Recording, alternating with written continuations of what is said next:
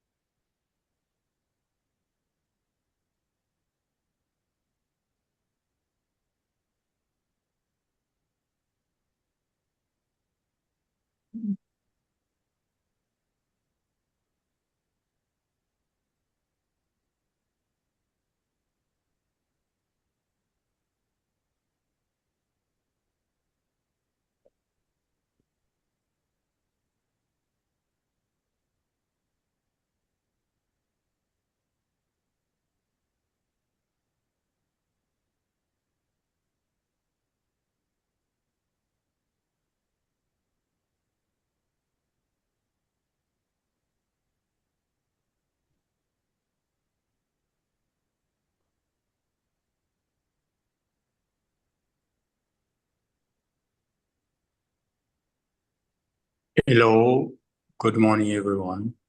Can you hear me? Yes, we Yes. can. Enjoy. Okay, great. Thank you. We have some issue with our computers. We cannot connect. So I'm using my iPhone actually. Mm.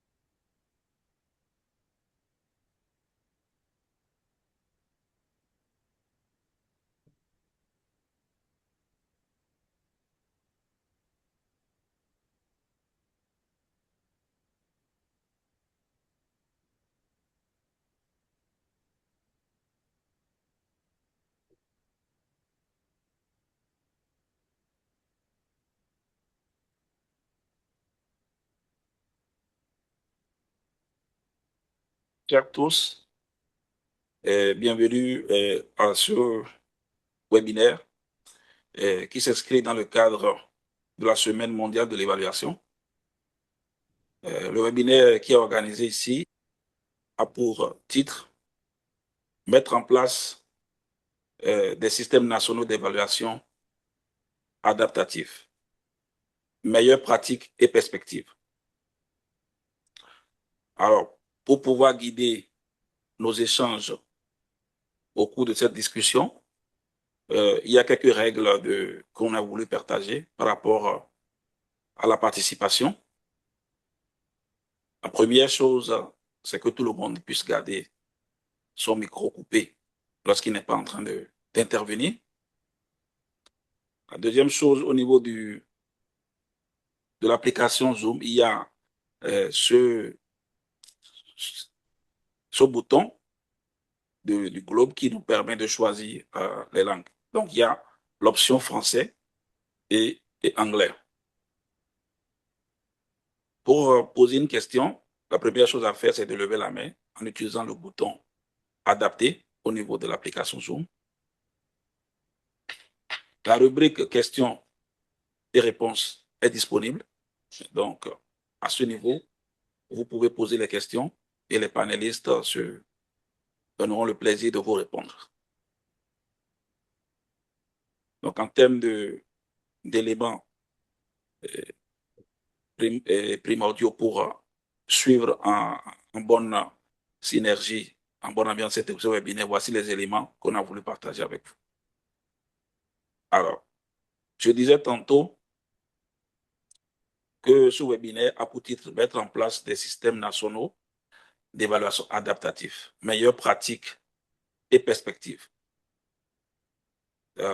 La session a un certain nombre d'objectifs, dont le premier est fondamentalement de partager les leçons, des outils et des expériences institutionnelles venant de l'Afrique et au-delà pour bâtir et rendre durable un système national d'évaluation. Il s'agit également de partager des expériences des différents systèmes nationaux d'évaluation qui répondent aux besoins d'adaptation et de résilience face aux différentes crises multiples.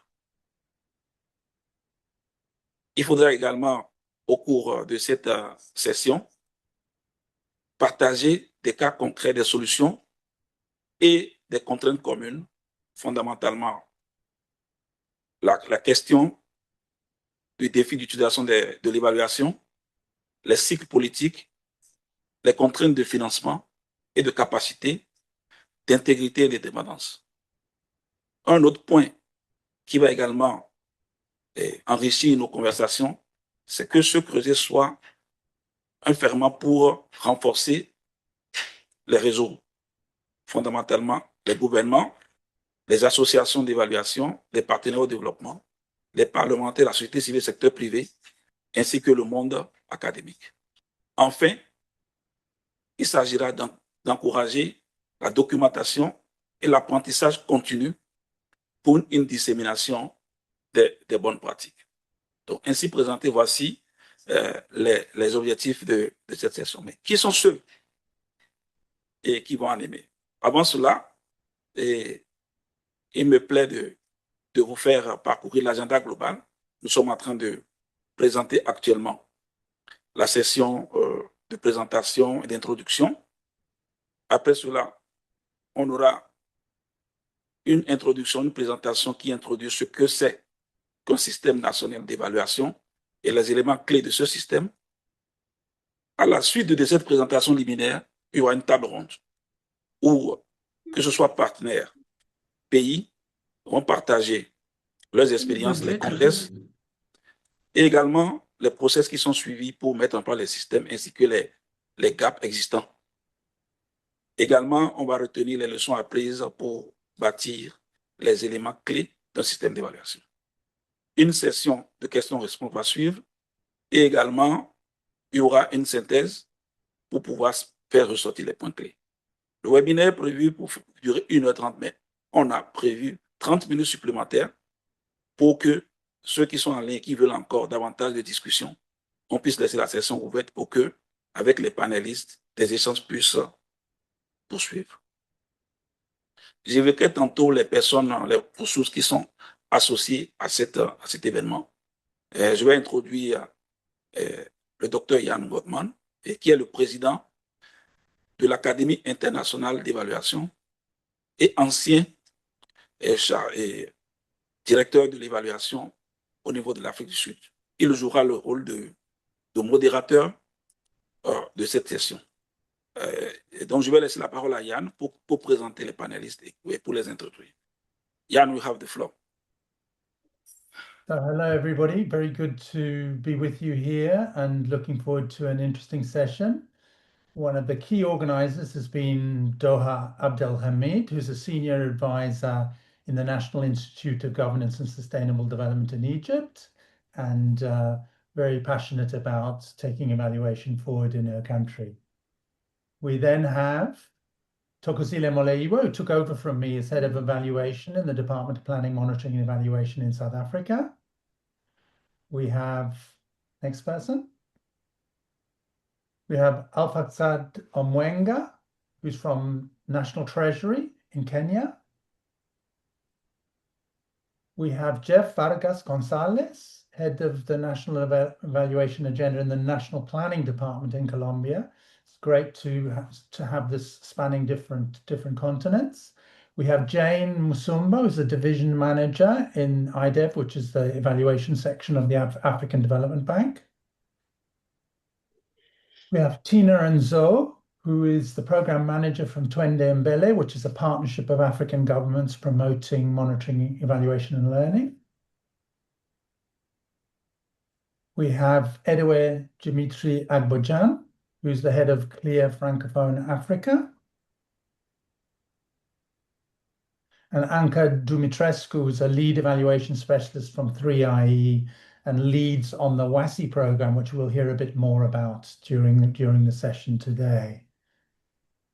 So with that, we've done that sort of introduction to the session, and I'm just going to give a little bit of an introduction to how we see to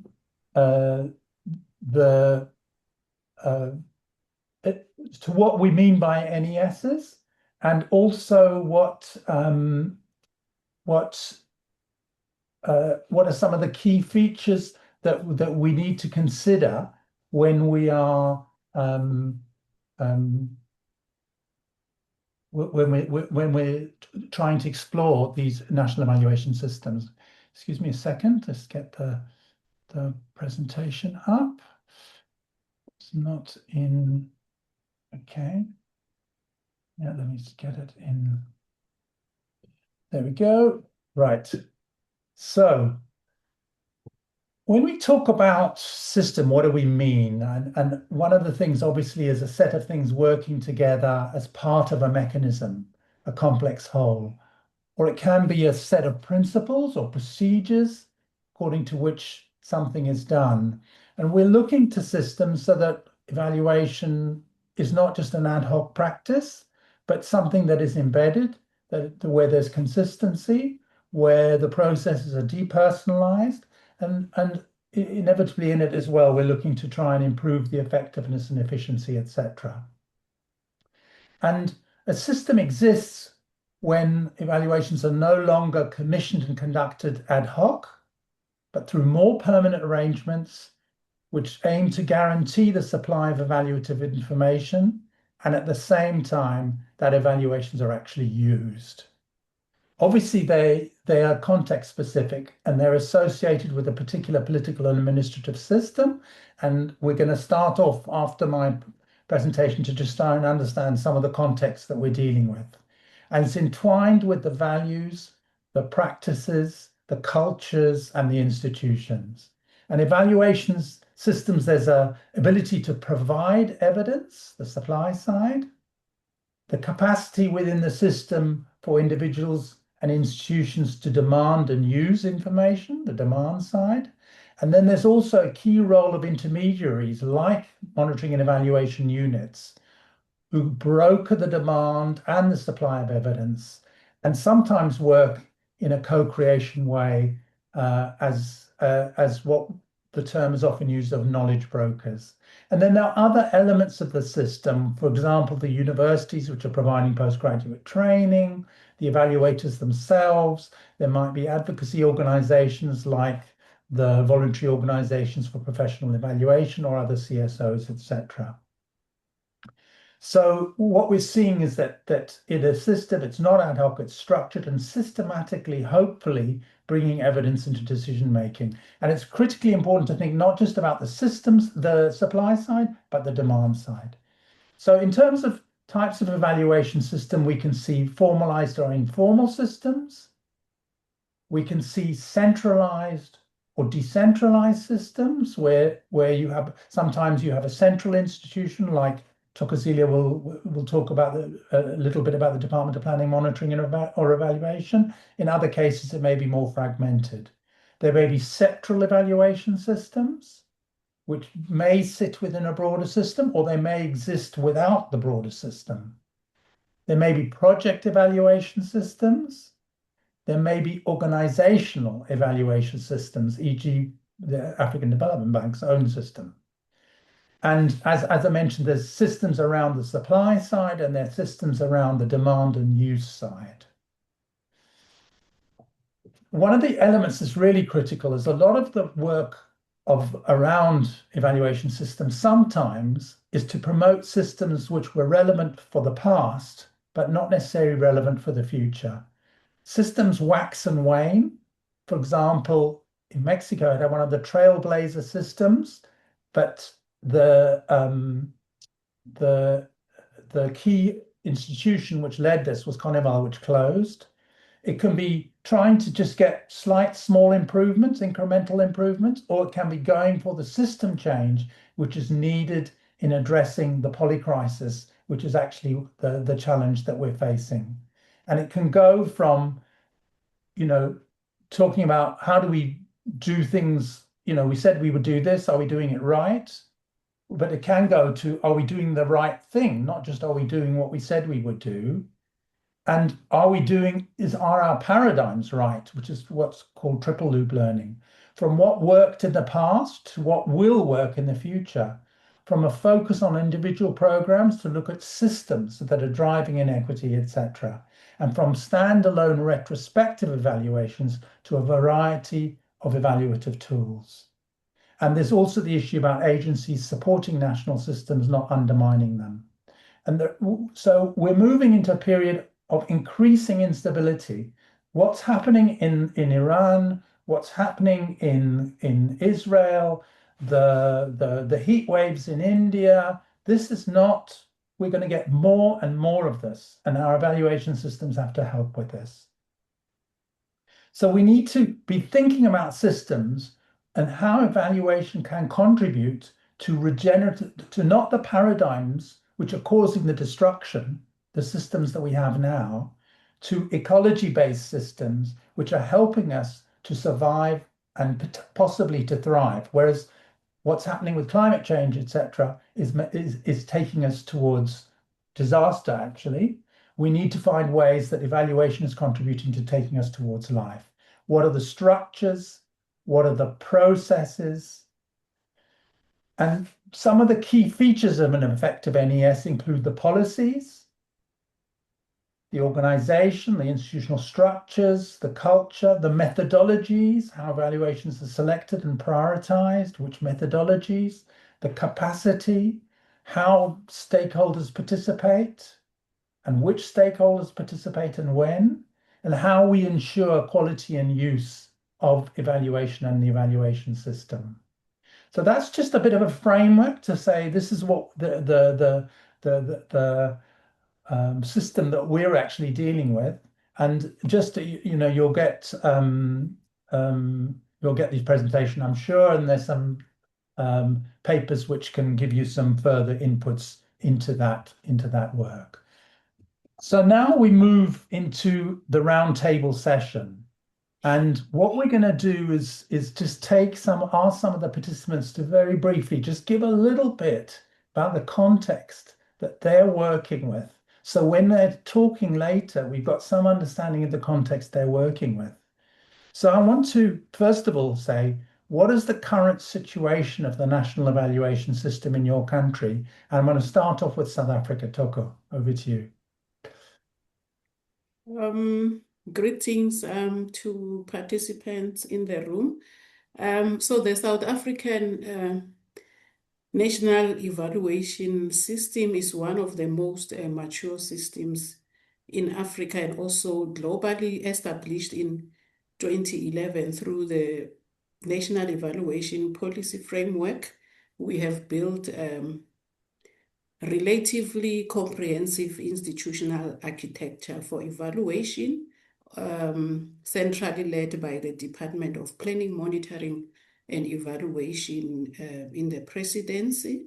And some of the key achievements include a number of evaluation plans at national, departmental, and also provincial level. We've also developed around 28 guidelines to standardize the evaluation practice in the country. We also have strong partnerships, for example, with academia, the South African Monitoring and Evaluation Association, and we also work closely with Clear Evaluation, Anglophone Africa, as well as Twende Mbele and other African and global learning networks, and we've recently revised the third iteration of our national evaluation policy framework, which marks an important evolution of the system, and it also positions evaluation as not only a tool for accountability, but also for building adaptive governance, policy innovation, and also responding to complex challenges such as climate change, inequality, and in economic stability. Thank you. I'll hand over back to you, Chair. Thanks, Doko. So South Africa's got a well-developed systems, well-established. We're going to move to Jeff Vargas Gonzalez, who will talk about Colombia's experience as well, another developed example. Thank you, Ian, for the invitation. From Colombia experience, an effective national evaluation system is not simply a system that produces evaluations. It is a system that helps governments learn and make better decisions. Over the last 3 decades, Colombia has built a strong institutional framework through Synergia, coordinated by the National Planning Department and supported by instruments such as decrees and law. 3 elements has been particularly important for me today and to share you. First, the strong institutional leadership and clear mandate is necessary. Second, continuous investment in capacity development. Through the Synergia School, we create a school of Synergia. We support public servant on both national and territorial levels because a mature system in one of that enable others to evaluate and learn. Third, accessibility and use of evidence. We have learned that publishing report is not enough. Evidence must be translated into formats that decision makers can understand and apply. However, I believe the next frontier for national evaluation system is evidence use. Many countries have learned how to conduct evaluations. The challenge now is understanding whether evaluation finding actually influence policy, budgets, and implementation decision. Ultimately, a strong national evaluation system are not defined by the number of the evaluation they produce, but by the extent to which evidence improve decision people live. That is the 3 points or 3 or 4 points, and I want to share you because I consider the evaluation system in Colombia it's very important. Today, our main challenge is no longer to produce evidence.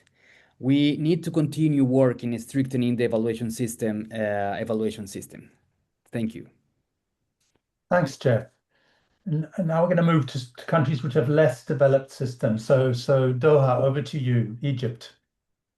Thank you, Ian. I'm so delighted to be with you today because Egypt is very keen to learn from the experiences of the institutions and the countries that are with us today.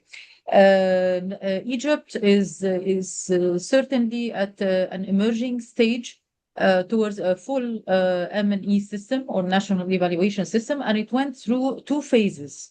The first phase was with the turn of the millennium in year 2000 till 2004, and the champions by then were the Minister of Finance specifically, and a group of champion ministers who assembled and who believed in tying performance-based budgeting, so the budget purposes, together with the monetary and evaluation system, and they were advanced by that time in this way of thinking.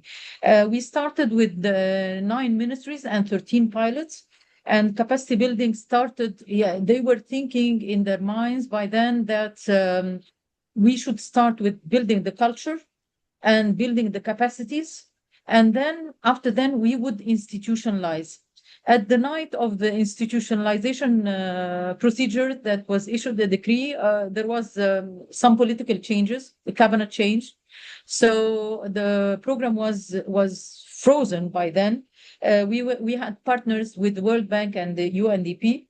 And after the revolution, starting 2014, there is strong political commitment from the president and the prime minister And the recent announcement was actually with the recent government shuffle in February, 10th of February this year, when the president has announced that he is interested very much to see results, to have a complete monitoring and evaluation system, and to look for the interests of the citizen. But looking at the points that you have raised, Ian, in your presentation, I will try to make a fair assessment about where we are. Concerning policy and mandate, so Egypt has a strong monitoring, then evaluation, monitoring, oversight, and performance standards. The previous phase, it was country-led completely. And since then, it was more donor-based, the evaluation side. But anyway, we are currently inclined more towards monitoring, oversight, and performance reporting practices, which are embedded in the constitution. But evaluation as a unified national system with clear definition, standards, and stable demand mechanism is still partial and not yet fully institutionalized as one coherent NES. Did you want to say something, Ian? I need to stop. Yeah, I need to stop you there. Oh, I wanted Sorry, to say a bit about the capacity. Okay, just 1 or 2 points, very briefly. There is some, I can say, we are lean towards tracking delivery and setting KPIs. And with capacities, they are unevenly distributed, but we have three professional diplomas that are being on offer. So the capacity is building up. Concerning the quality and use, it is so far it's a bit minimal, but there is huge interest to make it work. I would close at this point not to give more details, and probably in the Q&A we can give more elaboration. Thank you. Okay, so finally let's go to Kenya. Al-Fassad, could you give us a brief intro to where Kenya is at?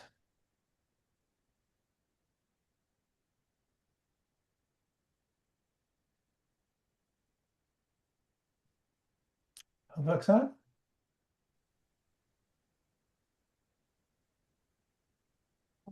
Hello? Okay, I'm going to skip that and go. Let's now think about the suppliers, the people who are providing support to the different NESs. And so, Jane, from an AfDB side, Al-Fassad, are you ready?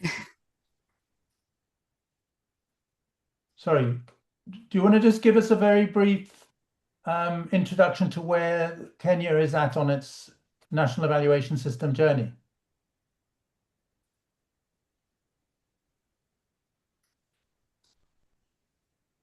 Hello. Okay, you're muted. You're muted.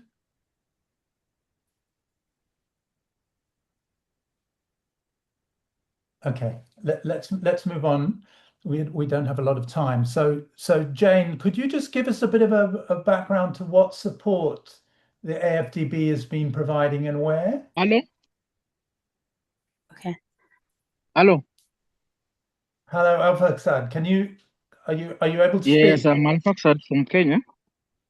Could you Sorry, just I give had us problems of joining, but I've joined. Okay, so could you just give us 3 or 4 points on the sort of situation with the evaluation in Kenya? In Kenya, yes. Thank you so much. Thank you for the opportunity to share the Kenya experience on national evaluation systems. Kenya has made important strides in building national evaluation systems, which is anchored in our M&E policy, which was developed in the year 2022. This our policy provides overall guidance on the issues of M&E. It outlines roles and responsibilities of public sector institutions, civil society, even private sectors, even academia. They are there to assist in development partners in implementing policies, projects, and programs in Kenya.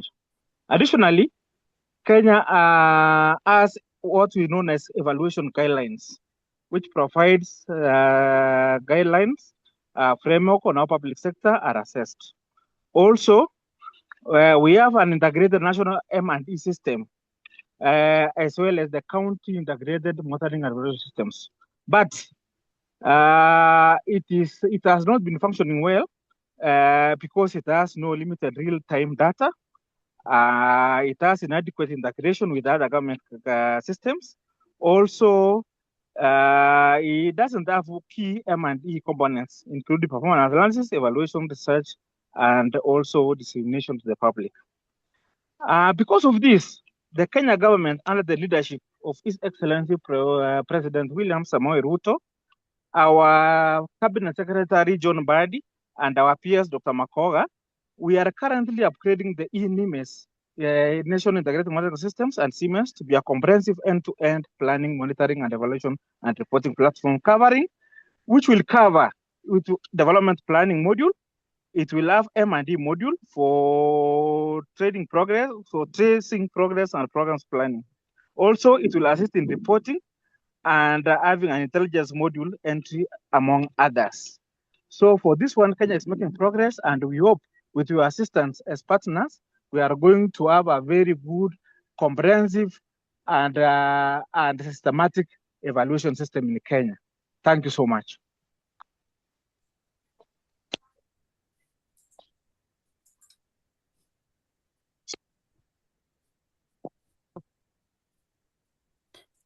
So Jane, over to you, and something about the support that IDEV is providing.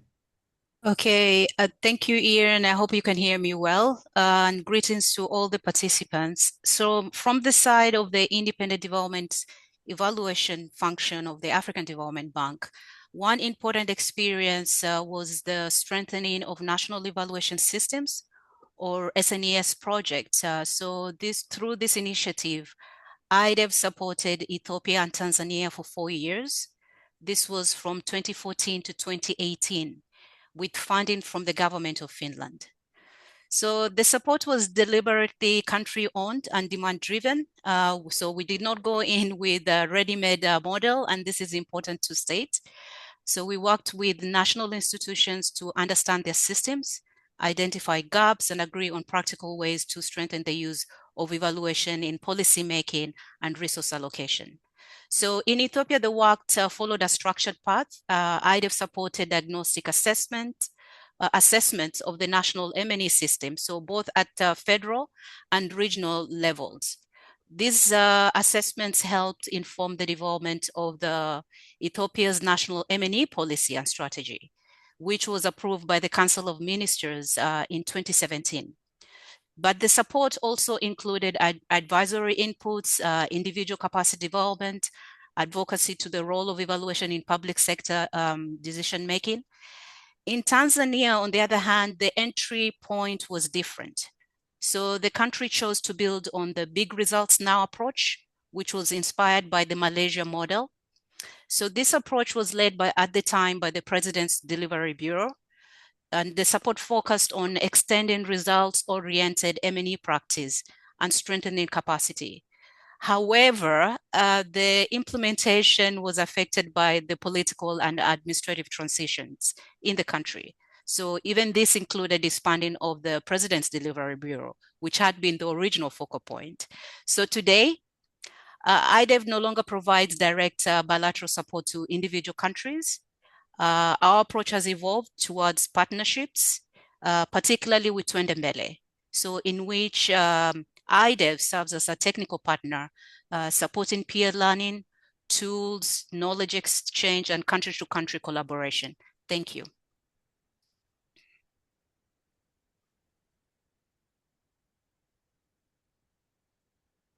Ian, you're muted. You're unmuted.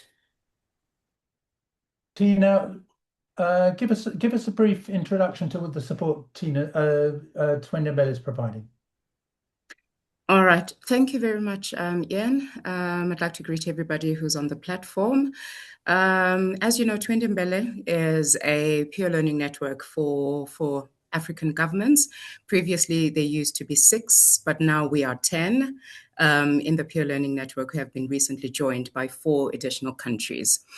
All that information is up on our website. So what we have been previously doing for the past 10 years since the existence of Twende Mbele is that we've been providing some support to our country members who are part of the network with developing and strengthening their M&E systems through peer learning. So in other words, countries would have to actually share their knowledge and experience and also share the journeys that they had taken in developing their M&E systems.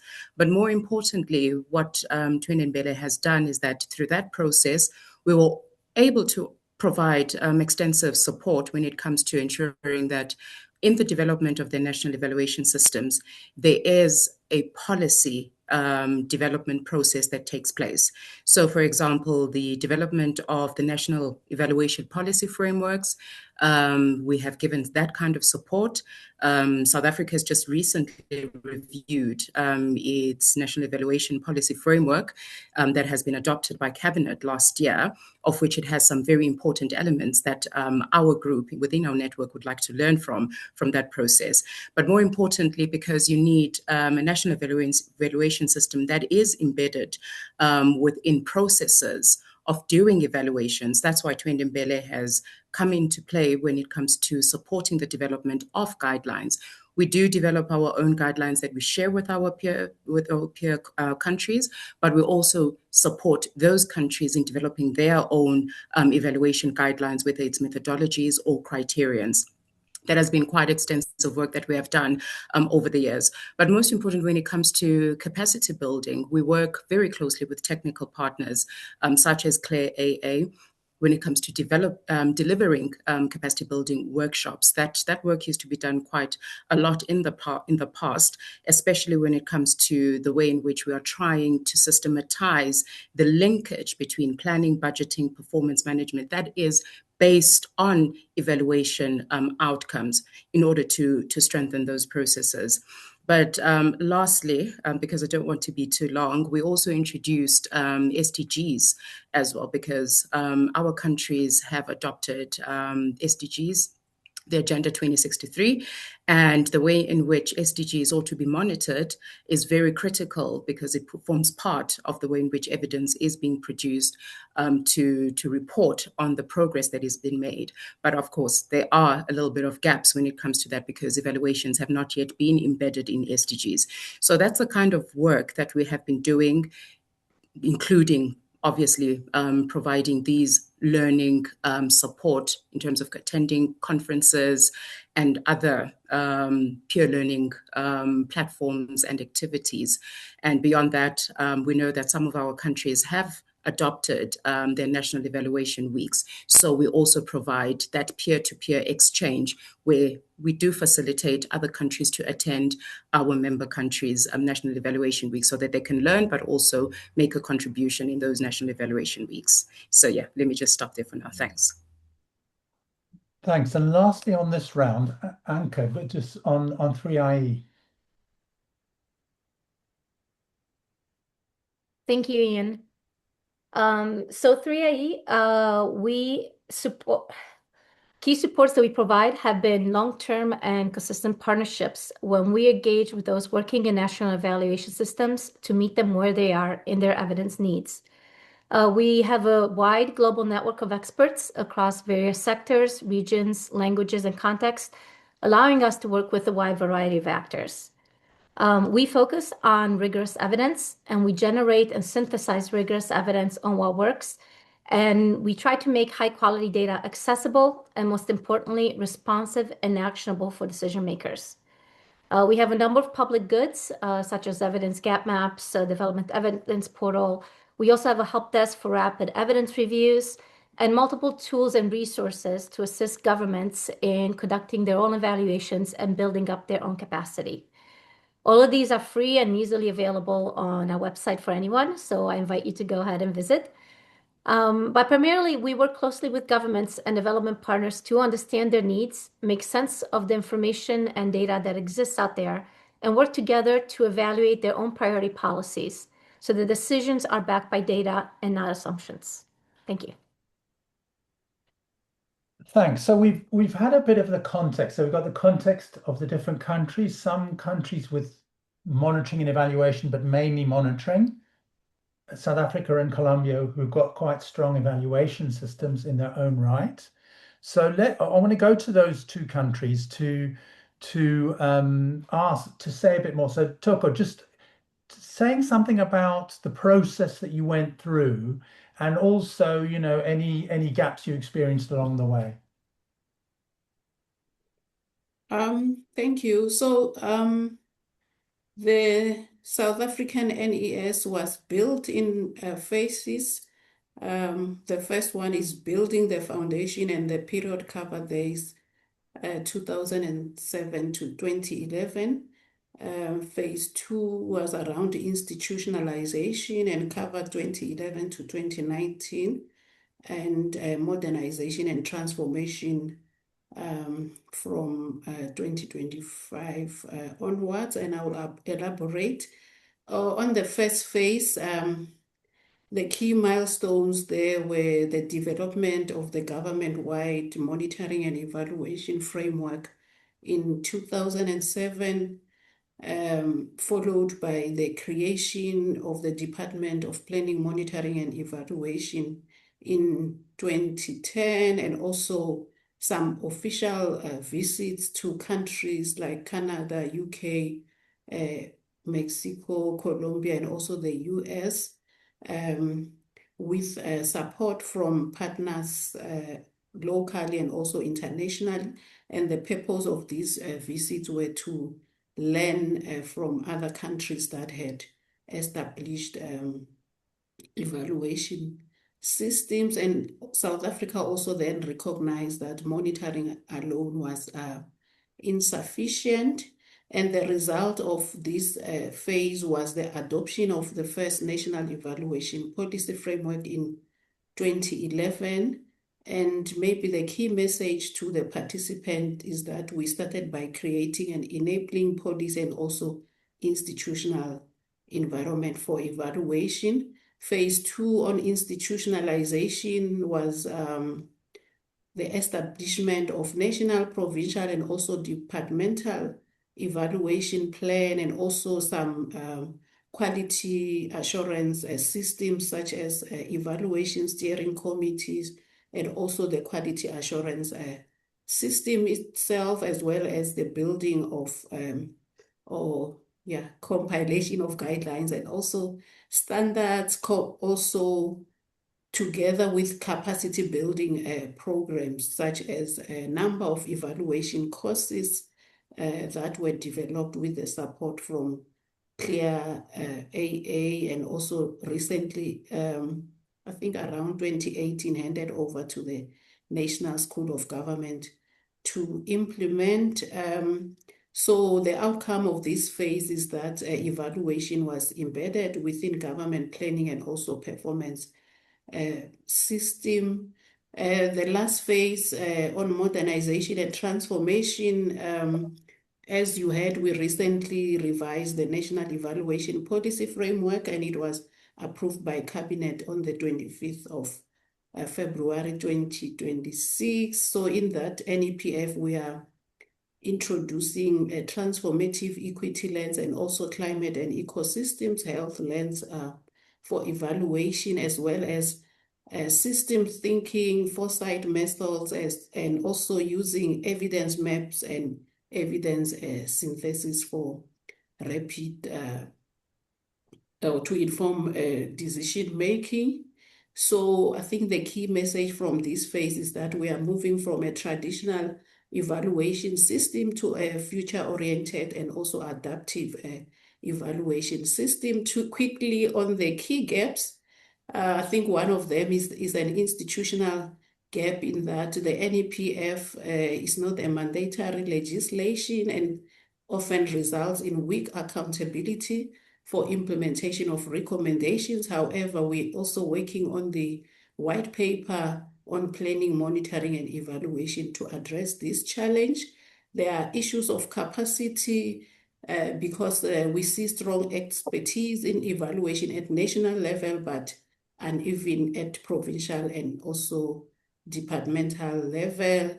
There's also an issue of utilization where findings do not always influence a budget and policy decisions. Another one is budget reductions, which affect the coordination capacity for the NES and also the evaluation or implementation of evaluations themselves. Lastly, there's also a culture where evaluation is sometimes perceived as an audit rather than a learning process. I'll stop here. Back to you, Ian. Thanks, and Jeff, Thank you, Ian. you've had an even longer journey. So tell us about your journey. Thank you, Ian. Colombia's national system was built gradually over more than 3 decades. 3 particular elements I want to share with you were particularly important. First, a strong institutional leadership through the National Planning Department, which positioned evaluation as a state function rather than a government initiative. Second, the development of Synergia as an integrated system connecting planning, monitoring, and evaluation. This helped ensure that evidence became part of public management processes.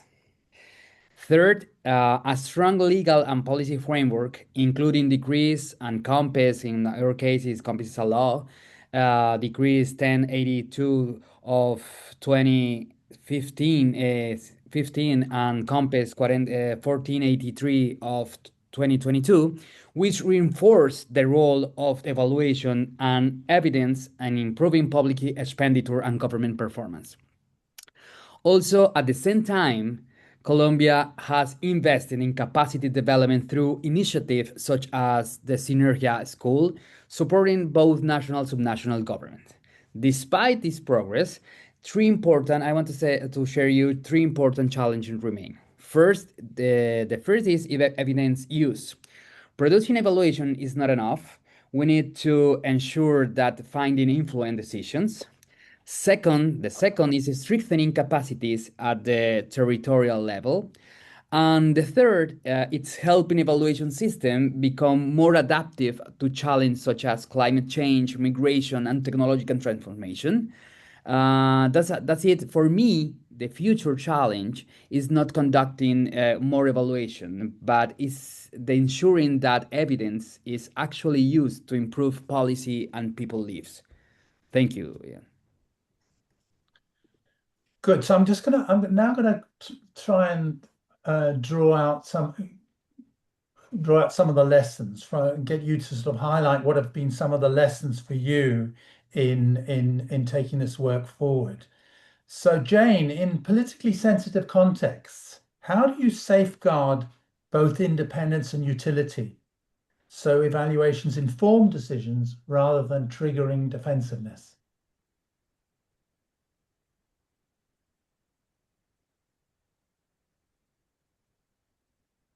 Jane, are you there? Yes, can you hear me? Yeah. Okay.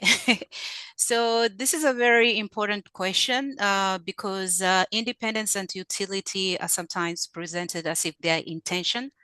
So from IDEV's experience, I would say they're not opposites. So independence is what gives evaluation its credibility, and utility is what gives its value. So I'll talk about 4 safeguards. So the first safeguard is clarity of mandate.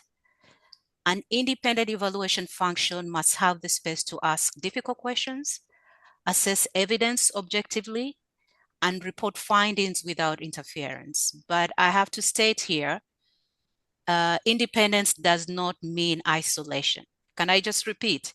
Independence does not mean isolation. So evaluations become more useful when there's a structured engagement with stakeholders throughout the process without compromising the integrity of the findings. The second safeguard is the credibility of the evidence itself. So in politically sensitive contexts, people may challenge the findings if they feel the data is weak, selective, or even sometimes disconnected from reality. That is why strong methods, triangulation of evidence, transparent limitations, and careful factual validation are so important. So if the evaluation must demonstrate how it reached its findings, okay?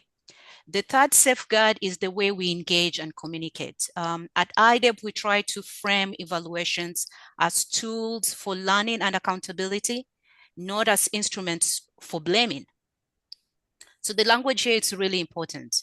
For example, we say the evaluation found that, the evaluation recommends that, rather than using accusatory or even sometimes overly prescriptive language. So this helps keep the conversation focused on evidence, improvement, and institutional learning. The fourth safeguard is to create clear uptake pathways. And I think Jeff was also talking about this. So if findings arrive too late or if recommendations are too general, they will not influence decisions. Let's be honest here. So evaluations need to be timed around real decision points and followed by dialogue, of course, with management, boards, governments, and implementing partners. So in the bank, this also includes management responses and the tracking of actions so that evaluations do not remain only in reports. And actually, we have a system for that. So the balance is this: protect the independence of evidence, that invest, but truly invest seriously in communication, timing, stakeholder engagement, and follow-up. So this is how evaluation actually remain credible, even in and even being useful in politically sensitive environment. So I'll leave it there, Ian. And Toko, to try and, I mean, a key, Jeff has stressed the point about evidence use, and so Jane has as well. To try and keep make sure that evidence is used, you need ownership by decision makers. Toko, tell us something about how you try and make sure there's ownership by decision makers. So, for example, I did talk about investing heavily in the stakeholder engagement throughout the evaluation process. Okay. Oh, that question was for me, right, Ian? For me. No, Okay. Okay, I'll hand it over to South Africa then, unless you want me to continue. No, I think let's let Toko respond. Yeah. Okay, thanks. I think in the South African context, one of the important lessons is that ownership cannot be built at the end of an evaluation. It must be built from the beginning. Hence, the NEPF emphasizes engagement of custodian departments and decision makers at the conceptualization stage, and also that evaluation questions should emerge from real policy and also implementation challenges faced by decision makers such as ministers, DGs, and also program managers. But the following practical lessons stand out. Number one is that we need to start with demand, where evaluations should answer questions decision makers are actually needing to be answered, and also then involve users throughout the evaluation process by using steering committees to oversee the evaluation, and also validation workshops to validate some of the evaluation findings, as well as implementing an improvement planning process. As Jane indicated, we also have a management response and also an improvement plan process that we also track over a period of 2 years. I think the last point I want to make is also linking evaluation to budgeting, because when evaluation findings influence resource allocation decisions, we found that leaders become more invested in the process, and our NEPF 2025 is very explicit in terms of strengthening links between evaluation and also budget reform processes. Just to wrap up, is that people will often support what they help to create. So I think this also emphasizes Jane's points that independence does not mean isolation. So we need to take people along with us. Thank you, Ian. And so a point that I raised in my introductory slides was that we're facing an increasingly unstable environment, and that instability is going to increase. It's not going to stabilize. It's going to increase for many, many years. Jeff, what in building your NES for the future, what are you doing to try and help that response to these unfolding challenges? Okay, thank you, Ian. The future national evaluation system must become more adaptive. Government today face climate change, biodiversity loss, migration, technological disruption. Traditional evaluation systems often focus on effectiveness and efficiency. These questions remain important, but they are no longer sufficient. In Colombia, we are exploring innovative approaches, such as, for example, footprint evaluation, to understand not only whether policies achieve their objective, but also their broader environmental and sustainability impacts. I also believe that the next frontier is moving from measuring evaluation capacity to measuring evidence use. Existing tools such as INSE and MESA help us assess capacities and institutional arrangements.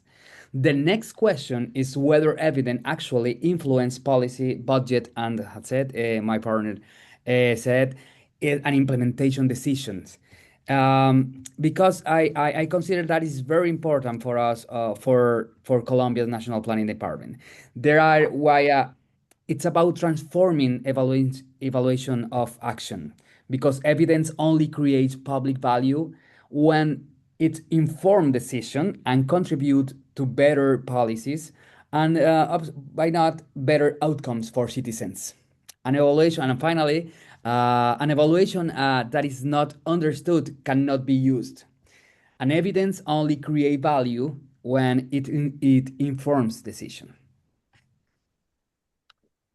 Great. Okay, so having heard some of those lessons, I want to ask some of the support agencies. So I want to ask Anka and then Tina, from your side, thinking of the support with these sort of lessons, what approach are you taking to build NESs that are fit for the future, to support the development of NESs that are fit for the future? But just before I ask you to respond, I'm just going to mention, and there isn't time to ask you to respond, Toko, but just to say one of the innovations in South Africa is we've actually developed 2 evaluation criteria to respond to the polycrisis, to use in all evaluations. And that's a very important innovation going beyond the DAC criteria. So Anka, over to you. How are you thinking to respond to these systems fit for the future? Sure, thank you. So we do so in several ways. So we have several support structures in which we work with government, and primarily the first one is flexibility. So we've been lucky enough in 3IEs that we have actually worked with quite a lot of the people on the panel in some aspect or another. So we had, as part of our membership program, with South Africa, with DPME, we had policy windows. We did so also with Colombia, with Sinergia, going back 15 years now, and had a very strong policy window with them. And I think one of the things that we provide is this long-term support that is really crucial. Sometimes you work together closely for a long time and then it wanes off and then you start working again. But knowing that there's a partner there that you can come back to and ask questions on, whether it's a technical assistance or capacity building, or simply with the data and information that is available, I think it's really important.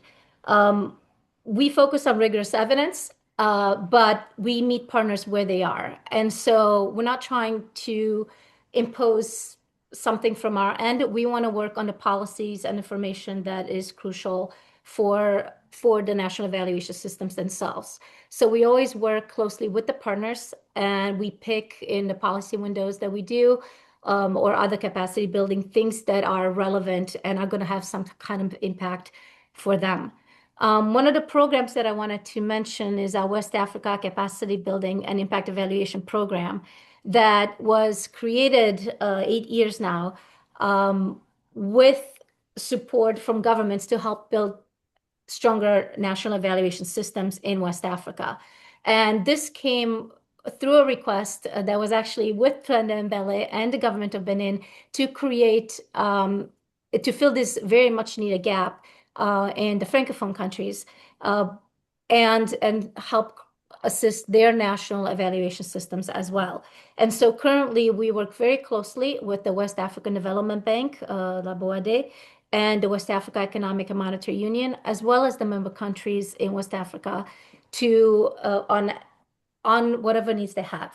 The tools that we provide to them, for example, are a help desk for rapid evidence. So we reach out to policymakers and we request, what are you working on? What are some pertinent questions that you need information on right now? And then we provide that. And we help bridge the divide, not just in putting the data into a language that's comprehensible for decision makers and actionable and usable, but also, of course, in French, because most of the data and the evidence out there does not meet the language requirement.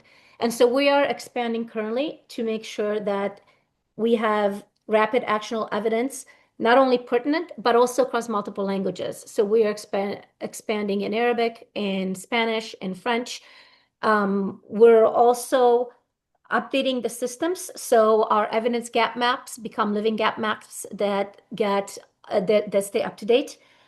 We have a curated development evidence portal, which means that the data that goes in there has been looked at, has been analyzed, and checked for content.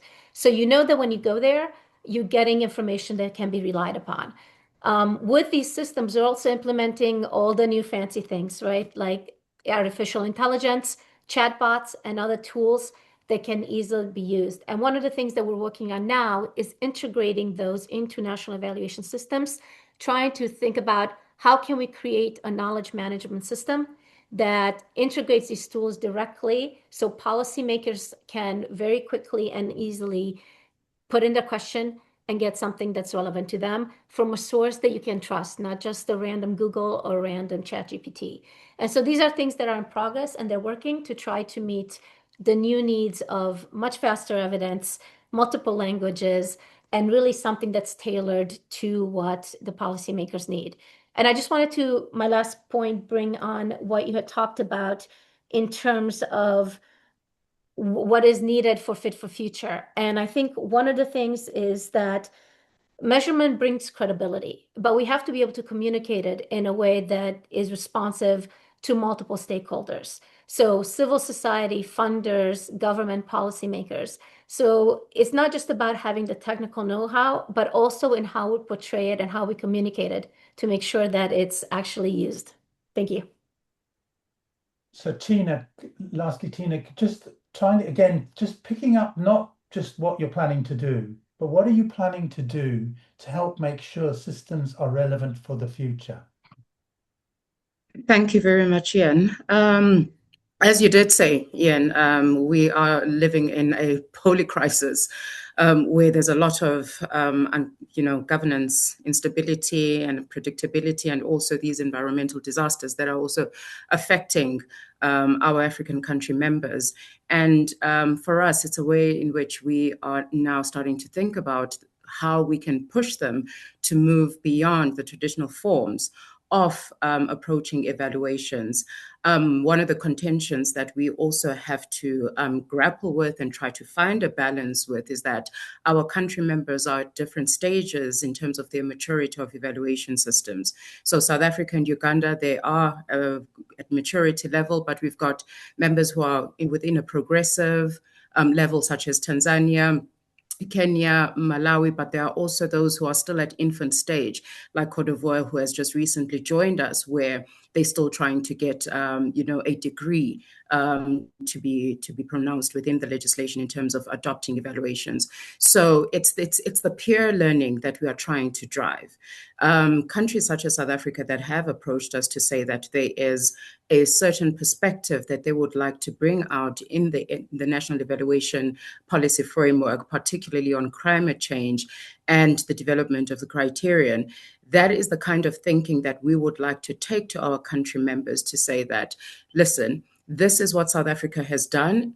Don't you think that you'd like to be part of this process, particularly countries such as Uganda and also Benin as well, which have quite mature evaluation systems, so that as the progression happens, because there are changes, there are variations, and also it's like a moving target when you have to deal with evaluations around the socio-economic system of a country. So needless to say that you don't have to wait until you get to that stage. We know you're at an infant stage, you're at a progressive stage, but join the team and let's see what we can do together so that we can actually provide the kind of evidence that is used, particularly for decision making, to know how to combat these socio-economic crises that countries are facing.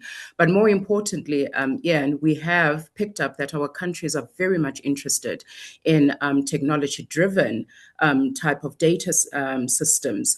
AI is one of the critical factors that are coming in as a demand from our country members. So we are seeing more of our country members forming partnerships, because we do encourage partnerships in their respective countries. Like ClearFA has recently, hosted a workshop which our West African country partners, such as Benin and Cote d'Ivoire, had participated in that AI workshop. But there is that demand coming from countries, and we are extending partnerships with technical partners who can support this kind of AI and digitally driven type of data systems for evidence.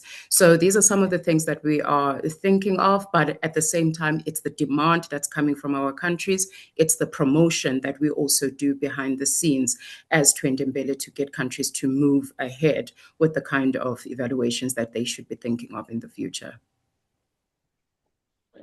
Thanks. Okay, so now we're moving to a conversation with you all all the participants. So please, could you put your questions and answers, questions in the chat, in the Q&A, and some might be answered in the Q&A. Some we will invite to ask live. So while we do have one question, I mean, just to say about the PowerPoint and relevant materials, those will be shared, so I think you can deal with that. David, over to you. Do you want to voice your question? And I'm going to, voice your question, and I'm going to suggest that Toko and Jeff answer this.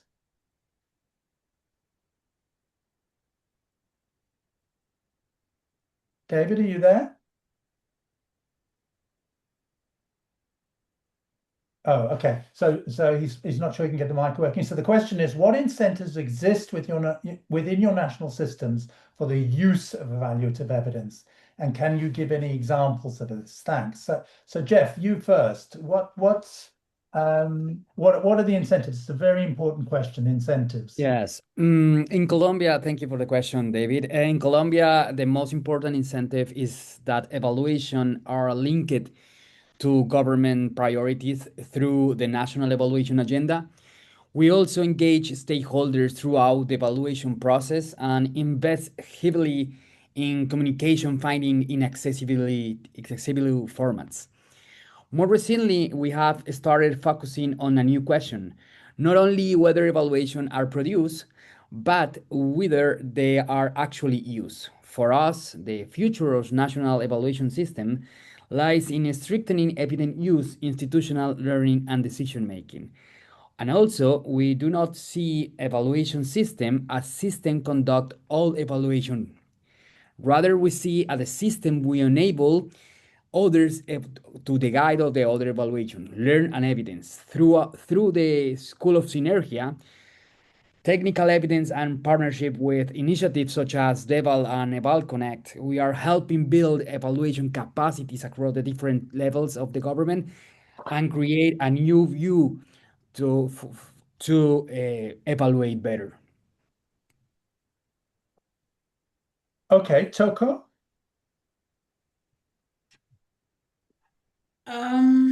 So it's what? Incentives. I think some of the things that Jeff spoke about are also relevant to the South African context, but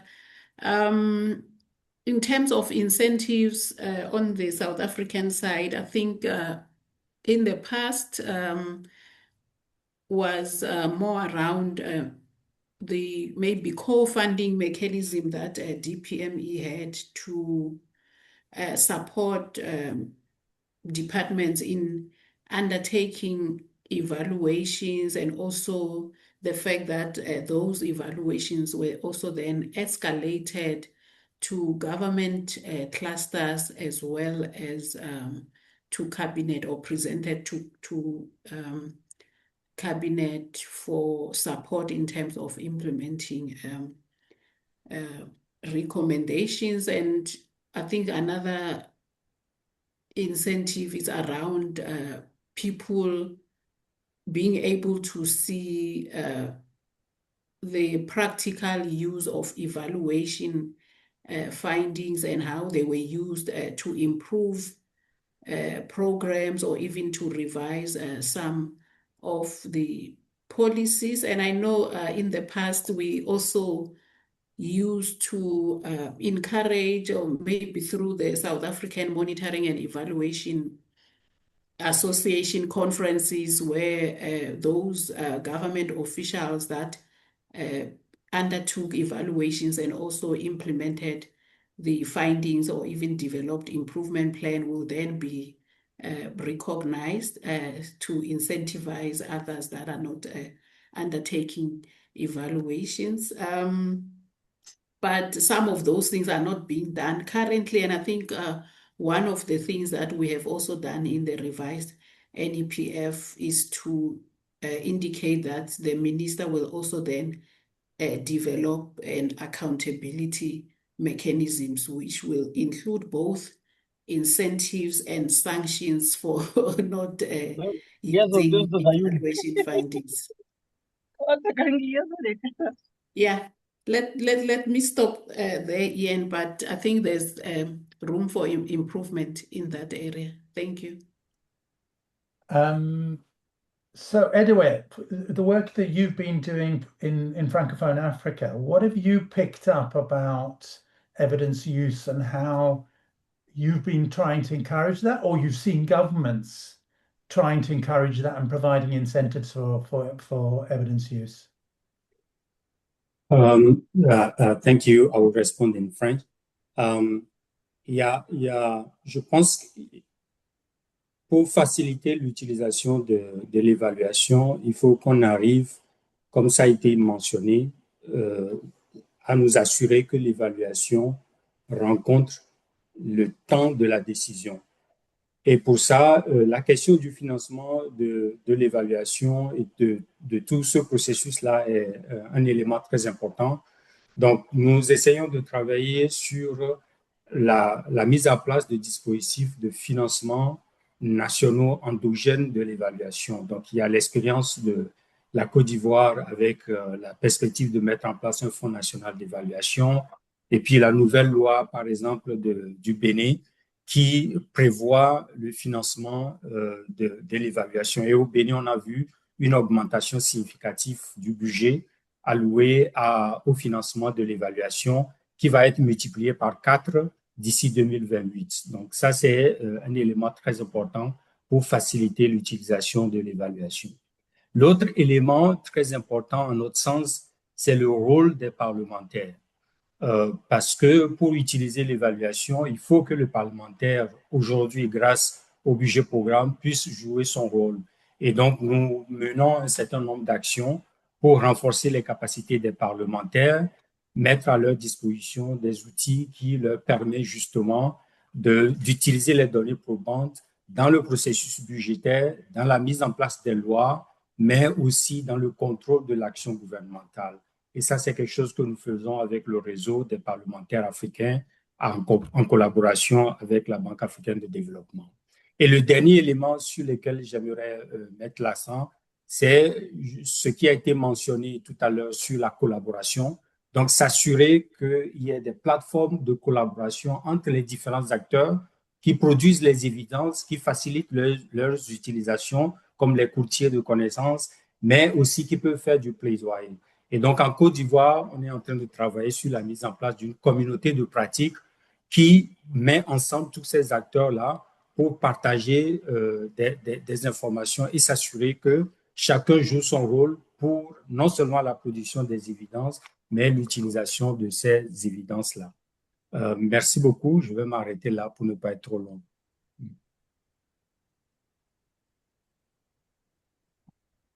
Thanks, Idoe.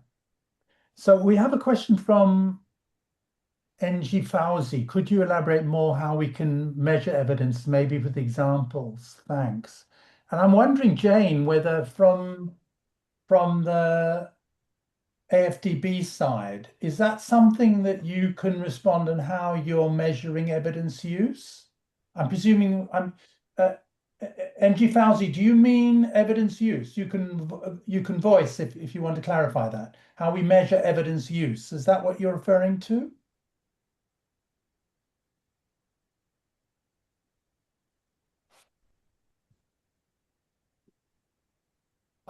Okay, so he's not responding. So I'm presuming that's the case. Jane, are you able to respond to that?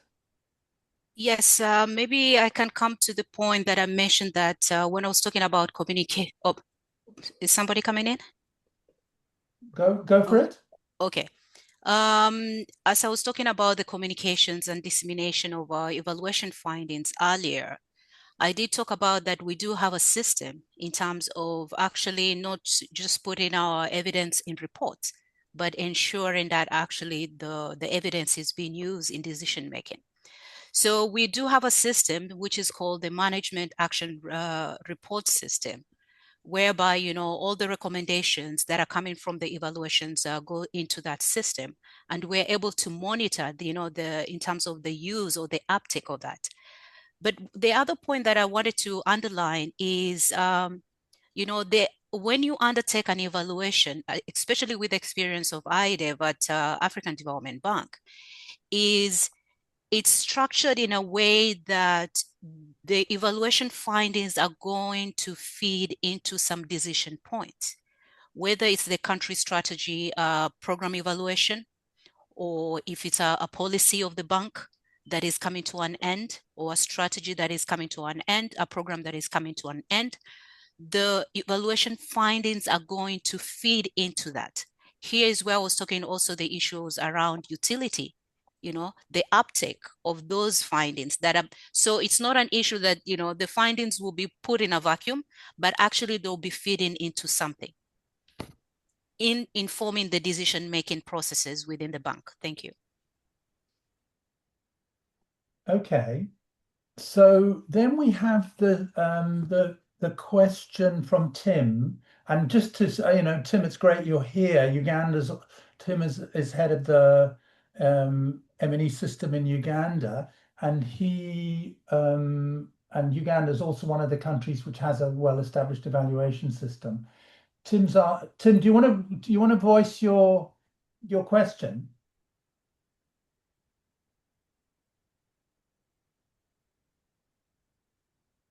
Can you voice?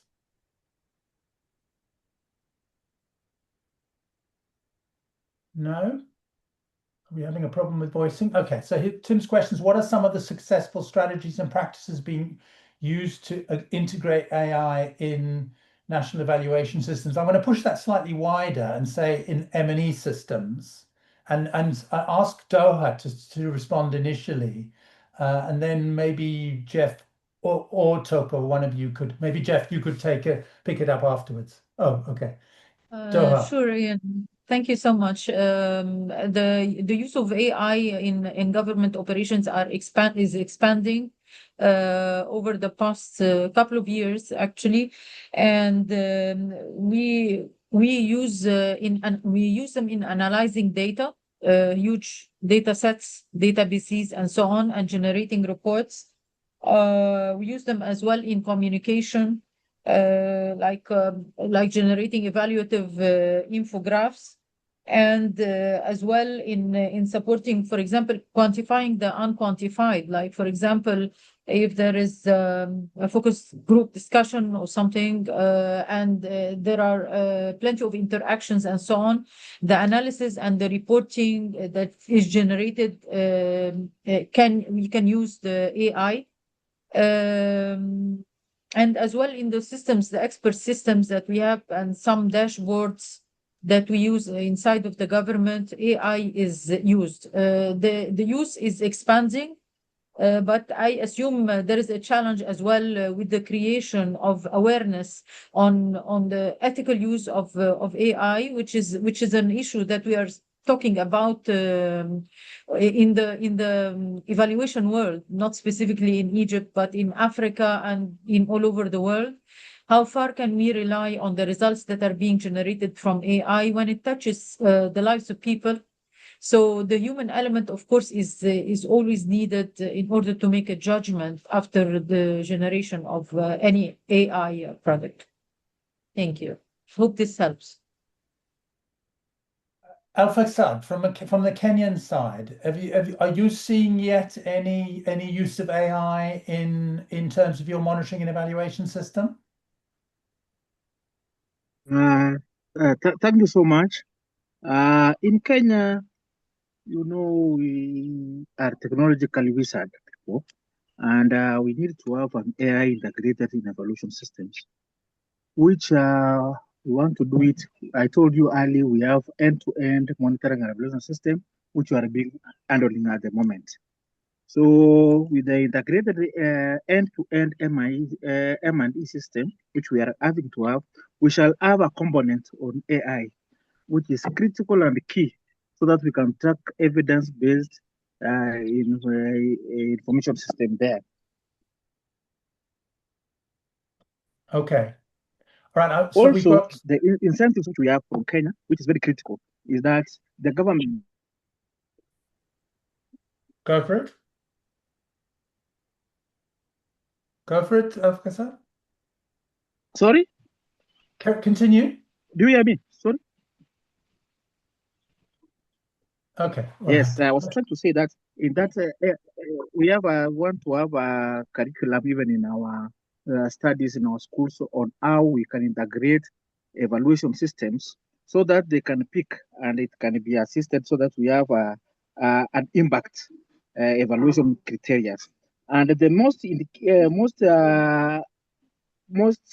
interesting thing is that we have to have that impact evaluation systems whereby the AI comes in so that we can link the evaluation systems to budgetary and to resource allocation so that we can have value for money for it. And furthermore, we also insist on having our stakeholders so that they can come in and answer and assist in making those things.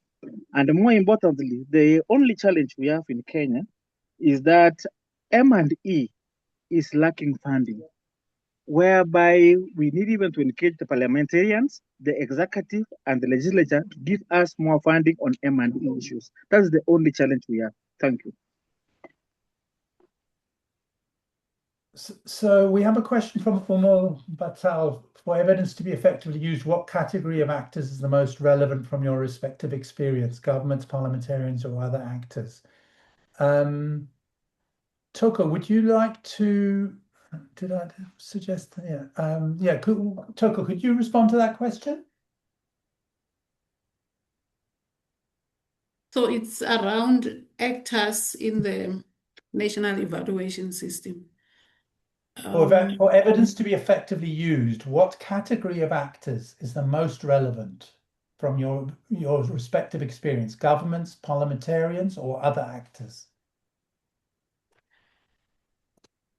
I think government is key, and in terms of government, we then need the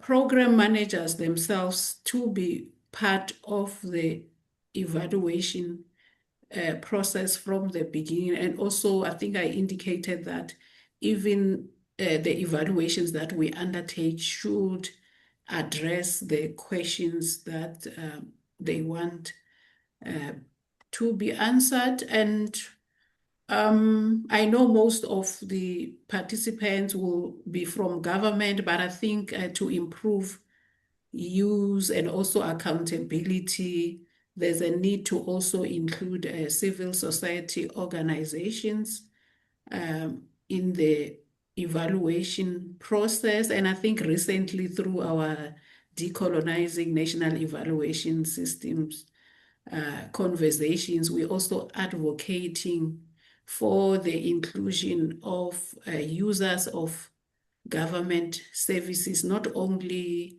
as them providing information to inform the evaluation, but involve them in the evaluation process from the beginning. So they should also be part of those that decide what needs to be evaluated, what questions should be asked, and also throughout the whole evaluation process, as well as the development of the improvement plan for a particular evaluation. And I think another key stakeholders also is Parliament, because they play an oversight role. I think they need to also be part of the national evaluation system in terms of demanding evaluative evidence, as well as using evaluation evidence to hold the executive accountable. Yeah, So I think that's the question on the use.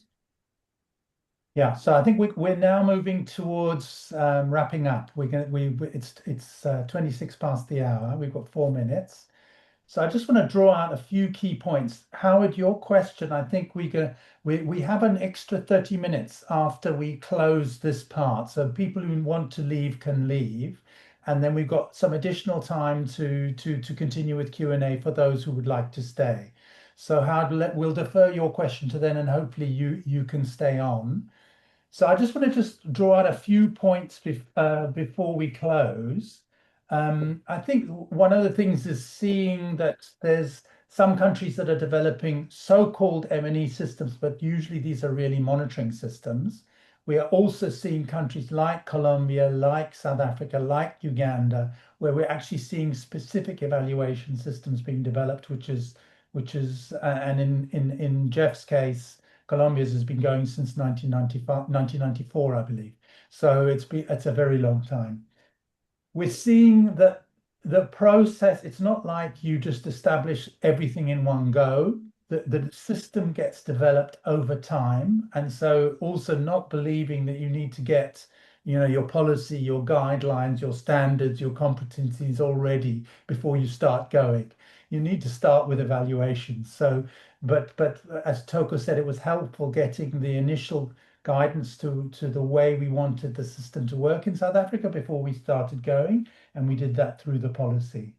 There's this tension between evaluation as an independent function, where it can easily become isolated. I sometimes say that often evaluation becomes an orphan, and it's actually separated off from the management process. And I think the discussion we've had about evidence use shows how we need to really link evaluation to the management process. So it's desired, it's owned, and ultimately the recommendations that come out are actually used. One point just to say about evidence use is, and one of the things I've done is lead a book on evidence use in Africa, and we talk about 4 types of evidence use: the instrumental use, which is what's in your management action plans; it's the conceptual use, how much does this help you to understand; it's the process use, for example, doing a theory of change session can help you to understand your intervention; and it's symbolic use. There are multiple types of use. So with that, I want to hand over to AfDB to do the closing, but then we're going to stay on for another 30 minutes for those who wish to continue the discussion.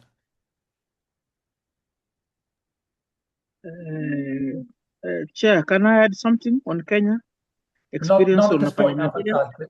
No, we're closing. We're closing now, but we're staying on for an additional 30 minutes for those who can continue. So Jane, I'm not sure if it's you or Damas that's doing the closing. It's Damas. Well guided. Thank you. Jan, for the moderation and all the panelists for the great discussion.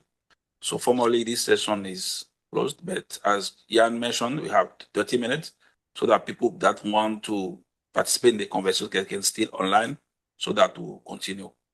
So those who don't want to just leave this conversation, they will have a survey that we need to fill to help us improve the organization of such events.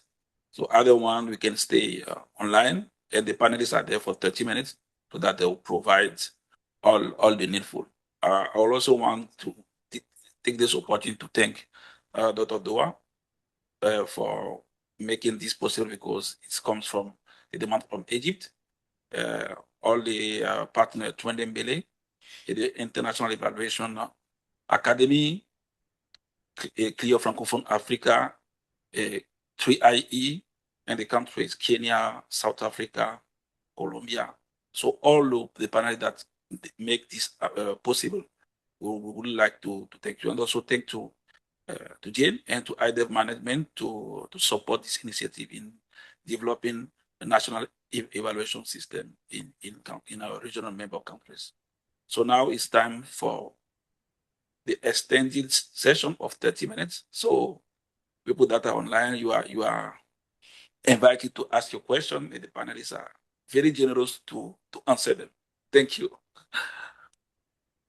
Thanks. So Alfaxad, you wanted to, so for those who are staying, we still seem to have 54 attendees, so we've still got a good group here. Alfaxad, you wanted to add something? Yes, I wanted to add something on the issue of when we want to anchor aim and the evaluation to be strong. We need that parliamentarians, legislature to be on board, and they want to have these things anchored in law. And currently, Kenya, we are developing the planning policy and bill, which will be anchored in law. So we have to bring people, parliamentarians, to have it. And in that planning policy and bill, there's a chapter and there's an issue on evaluation, which will be key, which will be followed by all institutions governing us. So we need to put it in law for it to be followed by everybody. That's what I wanted to add. And what we are doing in Kenya under the leadership of our government currently, it's being in parliament currently, and it's being pushed. So we need legislators to come on board. Thank you.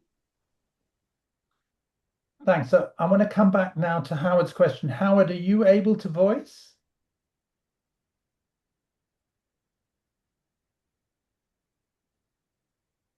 No.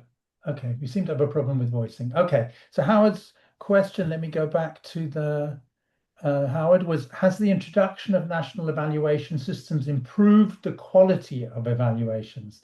So Jeff, over to you, and then we'll ask Toko the same. Thank you. I would say yes. National evaluation system have generally improved the quality of evaluation, but perhaps not always is the way we initially expected. They have helped establish standard methodologies, quality assurance mechanisms, professional capacities, and more systematic evaluation practice. In many countries, including Colombia and in Latin America, evaluation today are more rigorous, transparent, and credible than they have 20 or 30 years ago. However, I believe the conversation is evolving.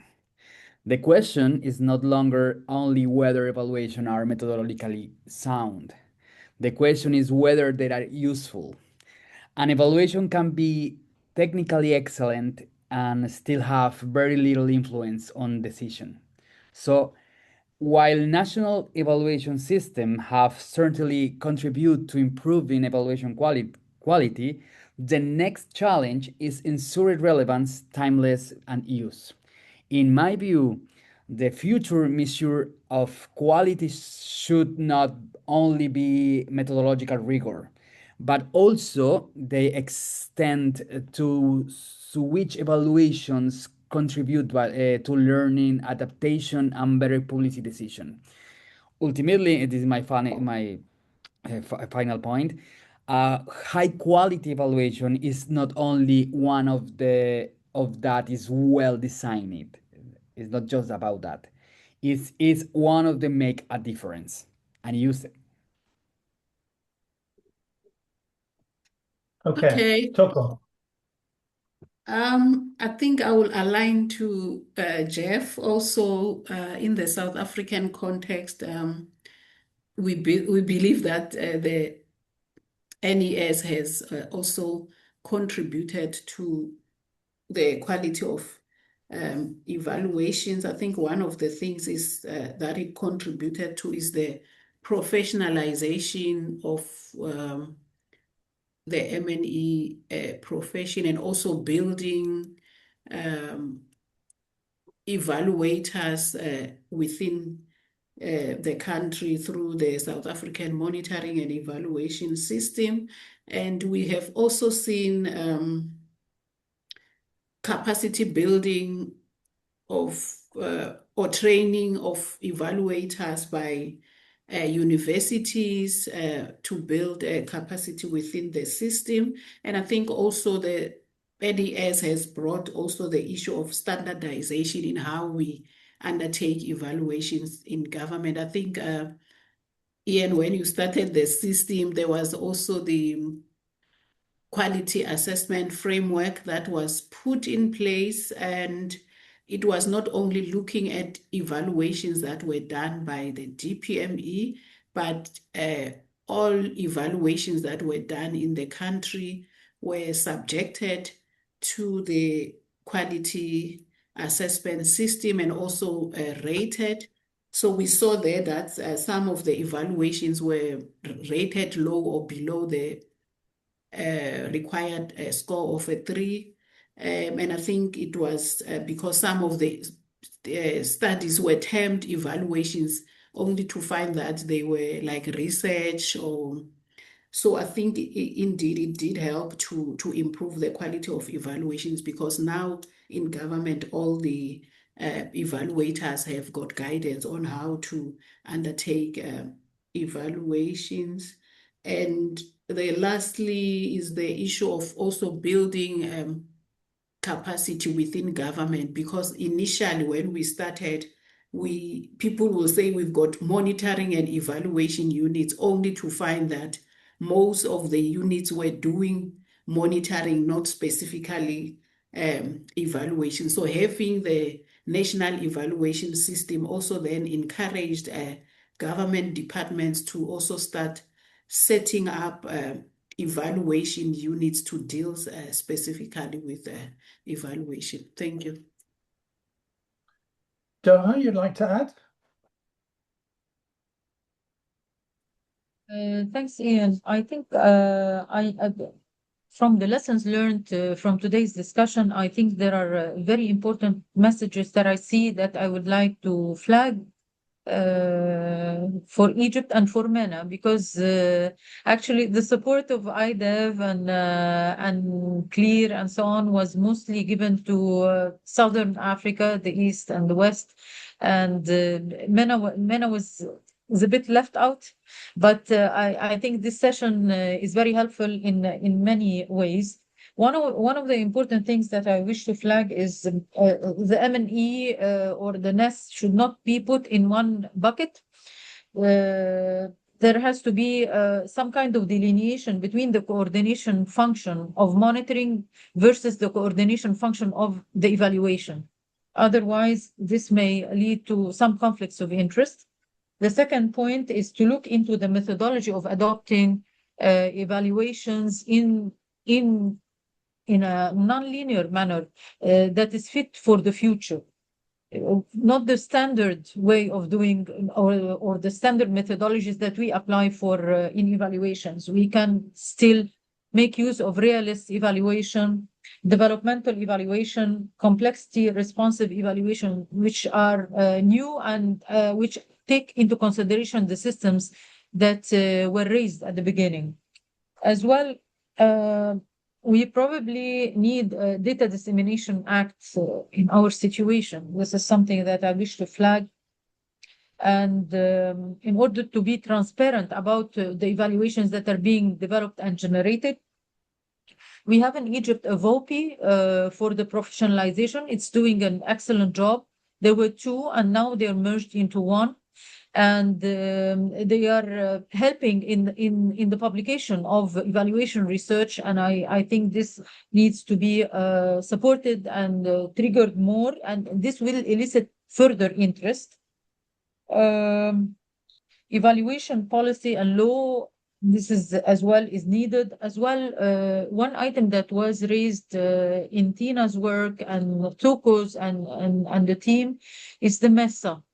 I think we have had in Egypt a diagnostic study at the beginning of the first phase, and it is about time to have a similar one at this phase while we are developing and having the too many elements in place that can be built on.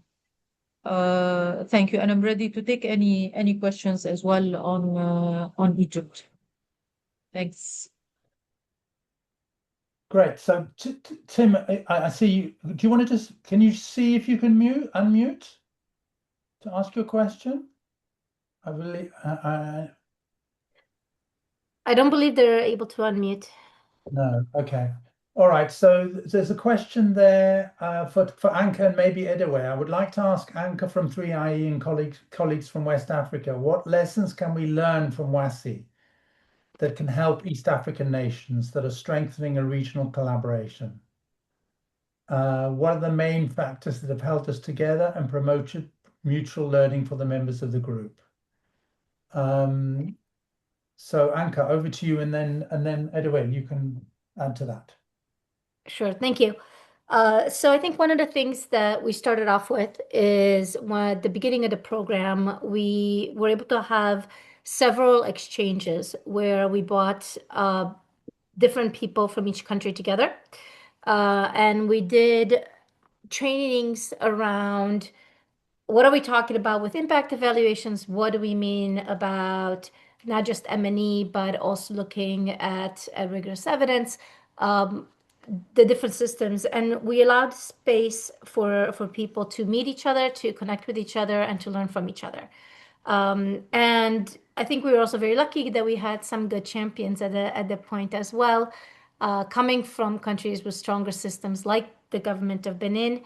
Twende Mbele, representatives from there attended as well a few times. And I think this allowed newer countries to learn a lot from those that were a little bit more advanced. And this space and exchanges was very helpful. In West Africa, with the way WASI was set up initially, we're also very lucky because we work with the regional institutions as well. So they cover all the countries. And so that provides another level of support above that. So we've done a number of regional evaluations supporting the BOAD, the West African Development Bank. And these are very pertinent because the projects are in each countries and it does involve the countries as well. In addition to that, we also work very closely with the other partners. So EDOE and CLEAR and WASI, we just had a roundtable together a month ago. And with the other, whenever there's been in evaluation days or things that we work to bring people together, to organize panels and to give a voice to the countries.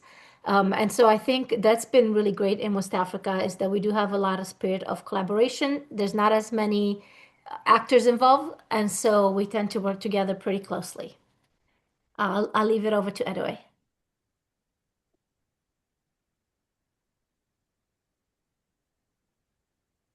I think Anka covered all the main points. So it's really about the lesson learned for me is really about having those events where the various countries can really learn from each other throughout the national values there, but also the regional roundtable that we have been implementing since 2000. 18 now. And this is like an annual event where the decision maker and the evaluators came together across the region to learn and reflect on the emerging issues and the solutions that they can put in place. And one thing is also important to consider is that in West Africa, we have it is a union, so we have the possibility to have a trickle-down effect by supporting the regional body to actually put in place regulations to create incentive for the countries to move toward national evaluation system strengthening. And that's what is happening. Working with the regional bodies like the West African Development Bank, the West African Monitoring and Evaluation Union, but also the ECOWAS commissions, so that regulations that are put in place at the regional level create some trickle-down effects on the national evaluation capacity. So that might be something that I wanted to add. Like when we are thinking of national evaluation, we are thinking of evaluation system. For us in West Africa, we want to also reflect on what could a regional evaluation system could look like, because there are a lot of policies, programs that are shared by various countries. And when we are talking about the crisis, we need to take into account the transnational issues and how those can be embodied in the policy and in the evaluation. So the reflection around the regional evaluation system is also something that we need to push forward. Thank you. And just, Tina, I mean, I don't know if there's, because, Twende is about peer learning. It's been working across East and West Africa, and that's it, and across Anglophone and Francophone. I think it's one of its strengths. And was there anything there which struck you that you think was different, or do you think basically you've been doing all that anyway? No, thanks, Ian. It was actually very interesting to hear, particularly from the last speaker, of course, because they also work very consistently with our West African partners. But the most important thing that we are picking up to be very interesting is this regionalization of monitoring and evaluation systems, which is something obviously Twende does have to think about, because we've got various members that are coming from East, West, and Southern African region. But the collegiateness of that region and the kind of activities that they are doing, particularly towards capacity building, is still something that Twende Mbele has observed through our interactions with our members, that there's still a gap there that needs to be addressed. So it's these kinds of partnerships where Twende Mbele wishes, to draw on and also participate in for the benefit of our members. But also another thing that I thought I should just comment on, particularly coming from our counterparts from South America, is the challenge that still remains there. The use of evaluations in terms of informing decision making. That's one element that Twende Mbele really wants to look at, because as much as you may build the capacity, you may have the policy frameworks for the establishment of a national evaluation systems, it comes to the practicality. Are countries doing evaluations? Are the evaluation results being used to inform decision making and also contribute towards any policy reforms or changes in interventions? And I think that's the kind of knowledge that we would like to share with the various regional bodies and also the supporting organizations, so that we get to understand exactly to what extent are evaluations contributing towards social change in society, especially when it comes to formative evaluations. Are formative evaluations contributing towards the development planning of a country and also budgeting of a country towards a particular program? So let me just pause there. Thanks, Ian. So I believe people are not raising their hands, so we can't unmute you. So There's Sumaya's question, which is, let me just get back to it. Can you please elaborate on including the ministers for accountability and/or give an example or success case when using the ministers' accountability in improving evaluation? Doha, you wanted to respond to that? Sure. Thank you, Dr. Sumaya. I'm delighted to hear your question. I think this has to do with the waxing and waning, the political cycles and those aspects, and how can we mitigate this issue. The first plain answer is put the rules in the book. That's the first thing, and make the stakeholders feel the benefit of having the evaluation to ensure accountability. How we do that? The first thing is to depersonalize the commitment through rules, not personalities. So the policy, like the program renewal, scale up, major redesign, and flagship initiatives, when evaluation becomes part of the operating system, the modus operandi, ministerial turnover will matter less, and accountability is expected to be around. And then tying evaluation to the purses, to the budget cycle. So this ties to the quality and the use. So making evaluation evidence a routine input to budget negotiations. This is very important for evaluation and for learning. And this keeps commitment alive even when political attention shifts.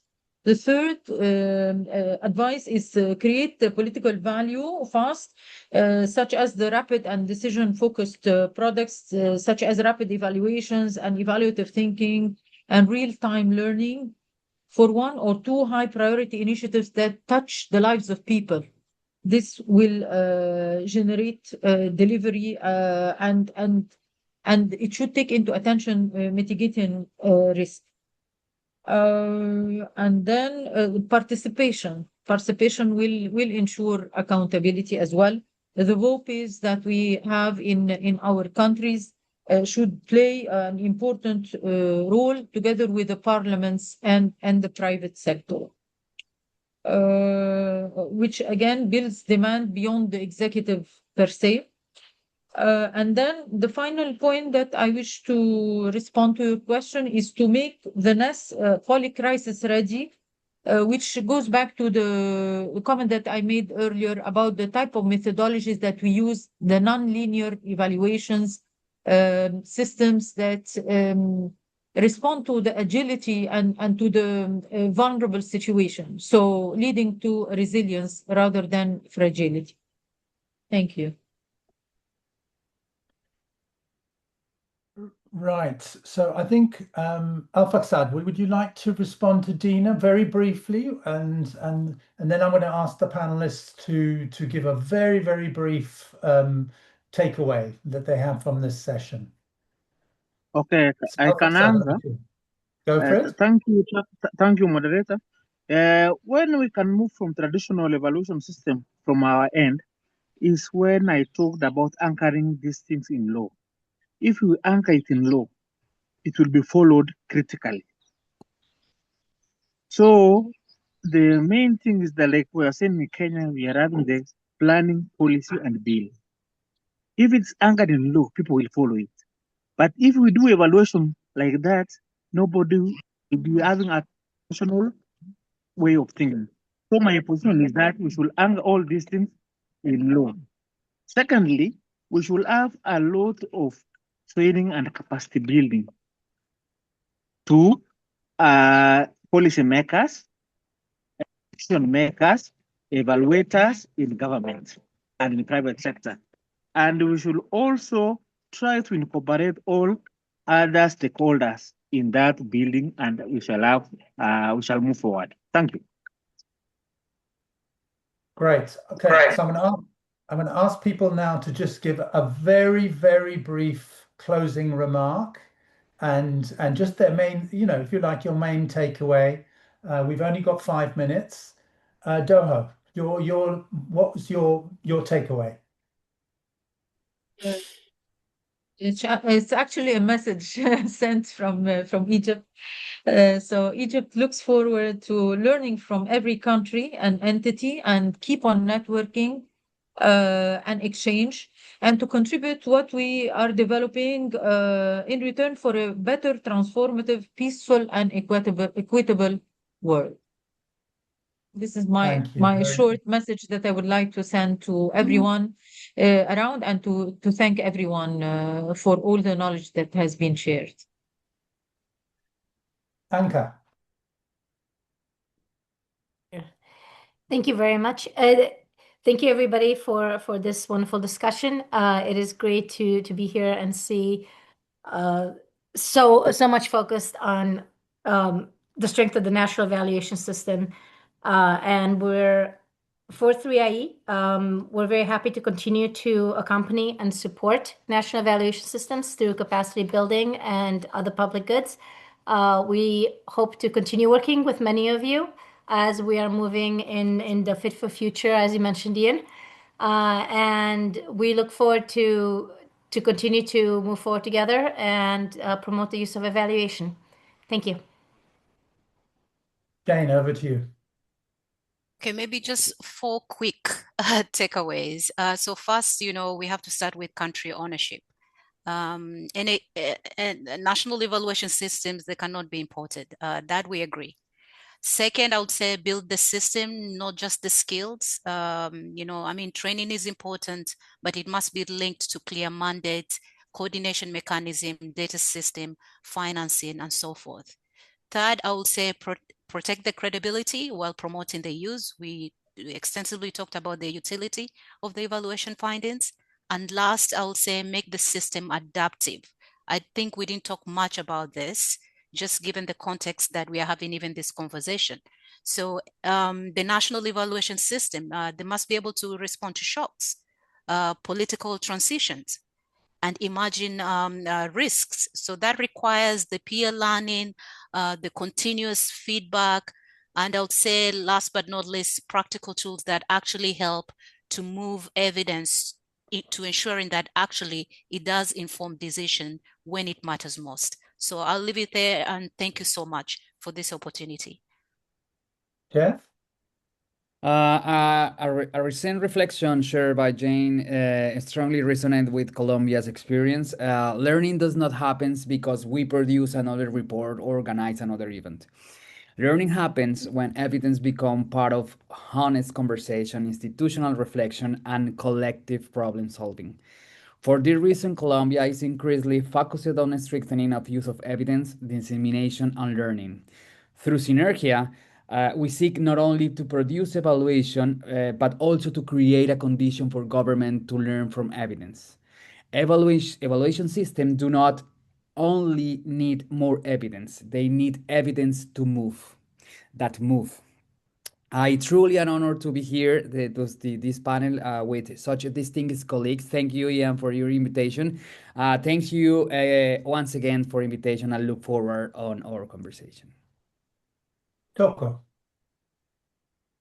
Thank you to all the participants who came to listen to the conversation today. My key takeaway is that building a national evaluation system is not a once-off reform. We've seen how long it took in, is it Colombia, Jeff? So it's a continuous process of institutionalization, learning, and also adaptation. And for me, the next frontier is not simply producing more evaluations, but ensuring that evaluations are timely, trusted, inclusive, and also capable of helping governments navigate the interconnected challenges of inequality, climate change, governance reform, and also economic uncertainty. Lastly, in an era of polycrisis, I think resilient NESs are no longer optional, but they are essential component of effective governance. Thank you to all the panelists that shared their insights this afternoon. Thanks. And thanks to you, Ian, for moderating us so well. Tina.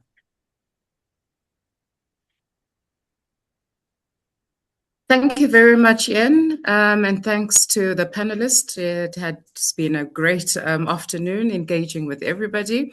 So my key takeaway and a message that I would also like to share with our panelists is that, yes, you can build an evaluation system, a national evaluation system that is embedded on policy frameworks or legislation, but you need to move towards the world of practice, where evaluations are actually being conducted in a country, but you learn from those evaluations and then you move towards the use of evaluations to influence policy change and also inform planning, budgeting, decision-making processes, including accountability and oversight. So thank you very much. Alpak Saad? Thank you so much, Ian. My takeaway is just simple. What I have realized that we need a collaborative. For us to have a clear evaluation systems, we need collaborative. We need to partner with all key stakeholders, private sector, public sector, and everything. And also we should anchor all these things in law. Again, we need a clear guidelines, a standardized guidelines, if we can have on evaluation. How do we do that? So that we have across, we don't have fragmented things of how to do evaluations. If we need, we have to have a clear guidelines on the same. Also, we need a funding towards monitoring and evaluation so that we have effective, clear and accountability for the same. And lastly, we need, my takeaway also, we need to have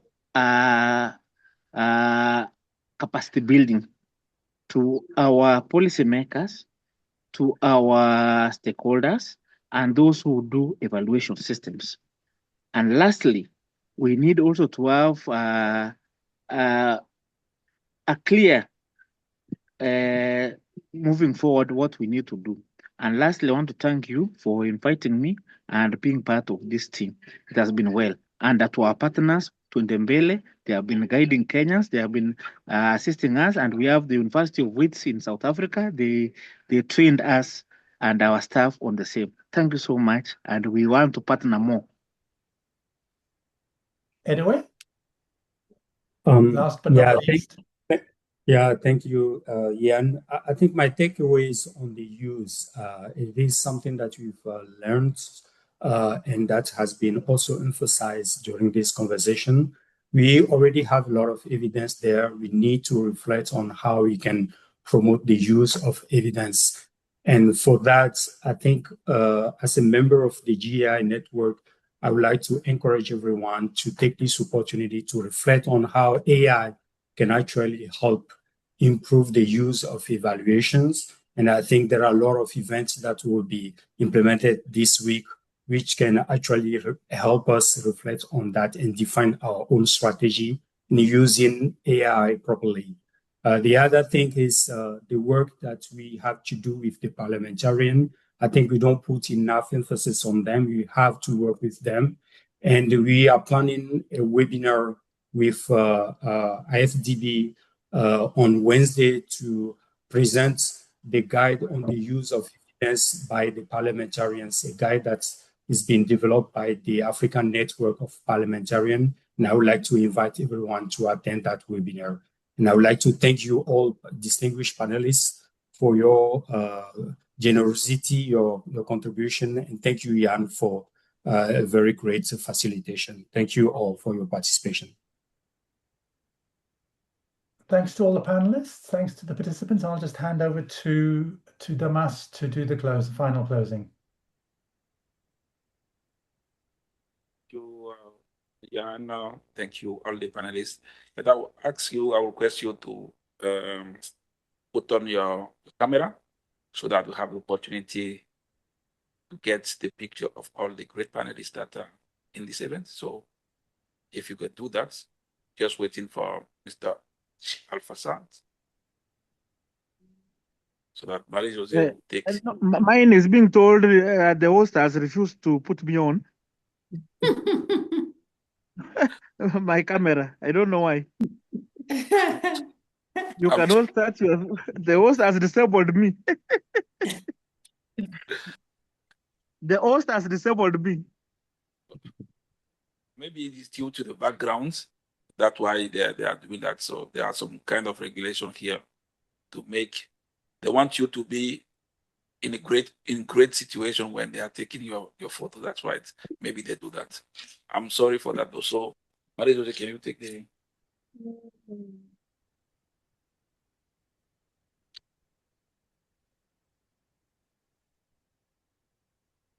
Okay. Thank you. I'm now. Yes. Okay. Maybe you, Marie-Jose, do it again.